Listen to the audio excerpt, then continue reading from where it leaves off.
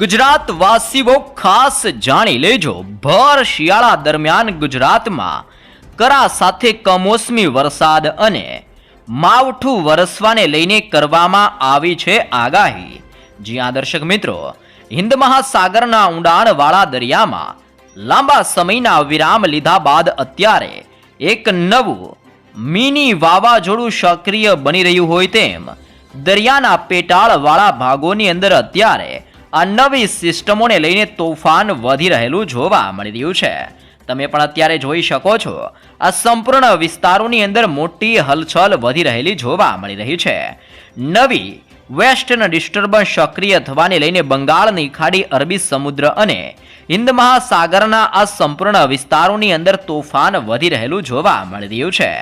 જેની ગતિવિધિઓને લઈને અનેક ક્ષેત્રની અંદર લો પ્રેશર અને હાઈ પ્રેશર સિસ્ટમના નવા ઘેરાવા અત્યારે સક્રિય બનતા જોવા મળી રહ્યા છે. સિસ્ટમોની અસરો અને હવે પછી આ સિસ્ટમો પોતાની દિશાઓ બદલીને દરિયાના માધ્યમ થકી ધીમે ધીમે દક્ષિણીય ભારતના તટીય વિસ્તારોની અંદર આ સિસ્ટમો ગતિઓ કરતી જોવા મળી રહી છે. જેમ જેમ સિસ્ટમો આગળ વધી રહી છે તેમ તેમ અત્યારે અરબી સમુદ્રના સંપૂર્ણ વિસ્તારોની અંદર પણ નવું યુસી એટલે કે અપર એર સાયક્લોનિક સર્ક્યુલેશન સક્રિય બનીને દરિયાના મારફત થકી ધીમે ધીમે દક્ષિણીય ભારતના તટીય વિસ્તારો અને ગુજરાતના વિસ્તારોની અંદર લાંબા સમયના વિરામ બાદ સક્રિય બનેલી હવે આ તોફાની સિસ્ટમ ધીમે ધીમે આગળ વધી રહેલી જોવા મળી રહી છે.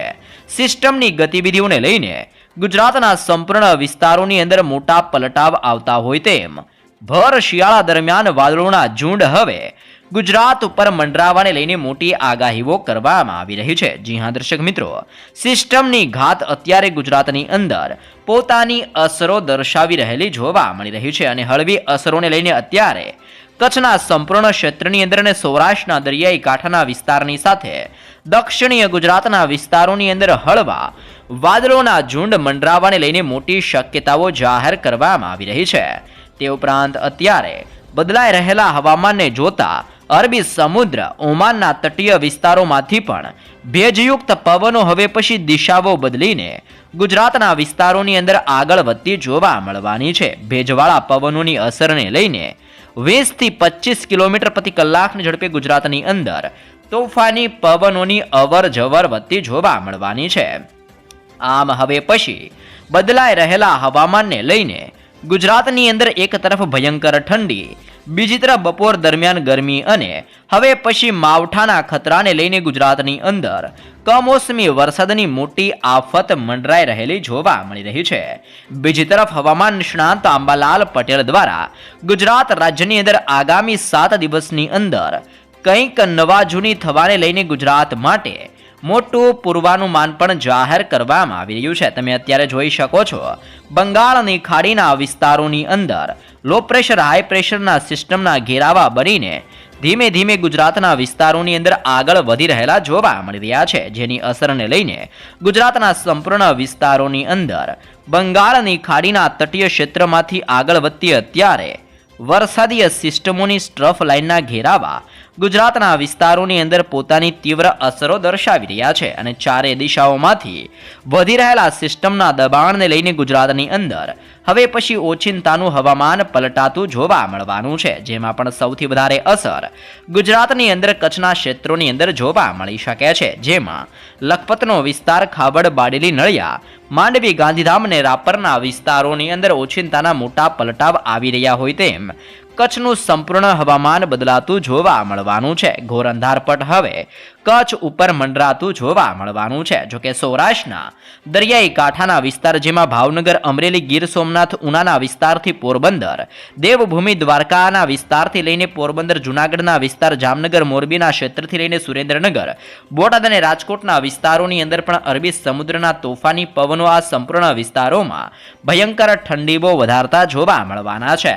દક્ષિણીય ગુજરાતના વિસ્તારોની અંદર પણ તોફાન વધી રહ્યું હોય તેમ ભરૂચના વિસ્તારથી નર્મદા, સુરત, તાપી, નવસારી, ડાંગ અને વલસાડના વિસ્તારોની અંદર પણ ઓચિંતાના મોટા પલટાઓને લઈને સિસ્ટમનું દબાણ અને સિસ્ટમનું જોર હવે પછી ગુજરાતમાં વધવાને લઈને ગુજરાત માટે મોટી ચેતવણી દર્શાવવામાં આવી રહી છે. દર્શક મિત્રો, વર્લ્ડ મેટાલોજિકલ ઓર્ગેનાઇઝેશન દ્વારા પણ હવે પછી વાતાવરણોની અંદર હલચલ સક્રિય બનવાને લઈને મોટી આગાહીઓ કરવામાં આવી છે, જેમાં બંગાળની ખાડીના દરિયાઈ કિનારાના વિસ્તારોમાં હવે પછી મોટા વિરામ લીધા બાદ નવી સિસ્ટમો સક્રિય બનતી હોય તેમ બંગાળની ખાડીના તટીય વિસ્તારોમાં હળવા વાદળોના ઝુંડ મંડરાવાને લઈને મોટી શક્યતાઓ દર્શાવવામાં આવી છે, જેમાં પણ ખાસ કરીને બંગાળની ખાડીના તટીય ક્ષેત્ર અને અંદમાન નિકોબારના દરિયાઈ કાંઠાના વિસ્તારની અંદર સિસ્ટમનું દબાણ વધતું જોવા મળવાનું છે. તમે જોઈ શકો છો હવે પછી સિસ્ટમો આવી રીતે આ વિસ્તારોની અંદર પોતાની અસરો દર્શાવતી જોવા મળવાની છે. જોકે બીજી બાજુ અરબી સમુદ્રના સંપૂર્ણ વિસ્તારોની અંદર પણ ઓચિંતાના મોટા પલટાઓને લઈને કંઈક નવા જૂની થવાની મોટી શક્યતાઓ જાહેર કરવામાં આવી છે, જેમાં યપર એર સાયક્લોનિક સર્ક્યુલેશન અત્યારે અરબી સમુદ્રના વિસ્તારોમાં સક્રિય બનવાની સાથે તોફાન વધવાની આગાહી કરવામાં આવી રહી છે.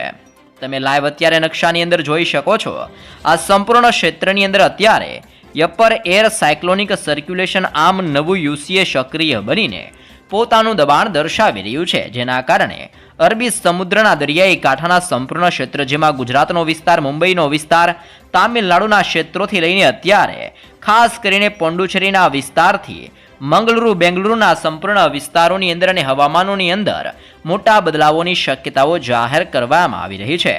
નવી સિસ્ટમની અસરને લઈને લક્ષદ્વીપના સંપૂર્ણ દરિયાઈ કાંઠાના વિસ્તારમાં ફરી એકવાર હલચલ વધતી જોવા મળવાની છે અને દરિયાની અંદર 0.9 થી લઈને 1.5 કિલોમીટરના એરિયાની અંદર હવે પછી વાદળોના ભયંકર ઝુંડ ઘેરાતા હોય તેમ આ સંપૂર્ણ ક્ષેત્રની અંદર તોફાની હલચલો અને સિસ્ટમનો ભયંકર ઘેરાવો સક્રિય બનીને ધીમે ધીમે દિશાઓ બદલીને દરિયાઈ કાંઠાના સંપૂર્ણ વિસ્તારની અંદર આ નવી યુસીએ સિસ્ટમ અસર દર્શાવતી જોવા મળવાની છે, જેના કારણે અનેક વિસ્તારોમાં ભર શિયાળા દરમિયાન વાદળોના ઝુંડ ઘેરાતા હોય તેમ ગુજરાતના હવામાનોની અંદર પલટાવ આવવાની સાથે હવે પછી વાદળોનું મોટું ઝુંડ ગુજરાત ઉપર અસર દર્શાવતું જોવા મળી શકે છે. વાસીઓ ફરી એકવાર નવી આફત માટે થઈ જજો તૈયાર. ભર શિયાળા દરમિયાન માવઠાને લઈને હવામાન નિષ્ણાંત અંબાલાલ પટેલની નવી આગાહી કરવામાં આવી છે. ગુજરાતમાં ફરી એકવાર માવઠાનું મોટું સંકટ અને મોટી આફત ટોળાઈ રહી છે. ખાસ તારીખો લખી રાખજો, જેમાં સૌરાષ્ટ્ર અને કચ્છના વિસ્તારોની અંદર કરા સાથે વરસાદ પડવાની કરવામાં આવી છે આગાહી.